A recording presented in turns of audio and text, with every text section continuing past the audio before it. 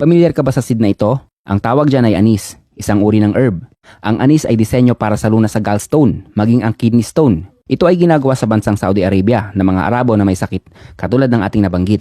Bukod pa dyan, ito din ay lunas sa may mga karamdaman sa loob ng tiyan, tulad ng pananakit ng tiyan, kabag, at nagagawa din itong maging maganang kumain ang taong madalas na nainom nito. Napapadalas din ang pag-ihi, bagay na maganda sa ating kidney. Nagdadagdag din ito ng gatas sa isang ina at nagpapalakas ng daloy ng gatas sa kanyang dibdib. Perfect din itong inumin ng mga babaeng may buwan ng dalaw, menstrual discomfort or pain. Sa pag-aaral sa nasabing buto, ito ay natulong din sa nagdadalang tao na mapadali ang kanyang pag-anak at napapaiksi ang pag-labor. Sa madalas mahilo, kulang sa dugo, hirap sa pagtulog at taong may asma, ito ay nirerekomenda ng mga dalubhasa. Pinapayo din ito sa mga taong gusto nang mag-quit sa paninigarilyo, mga taong gusto nang umayaw sa yosi. Ang gagawin lang, sundin ang ginagawa ko sa video. Isang kutsara lang ng anis ay sapat na. Gawin ito 3 beses sa isang araw. Mas maganda kung walang laman ang tiyan. Napakadali lang hanapin ito sa palengke at mura lang. Masarap ang lasa nito, maganda gawing tea. Kung may kuto at maraming lisa, nako, anis oil lang ang katapat niyan. Kusang bibitaw ang lisa sa buhok at mapapakanta din ang kuto mo na gusto niya nang bumitaw. Nasa comment section ang anis oil para sa kuto at lisa.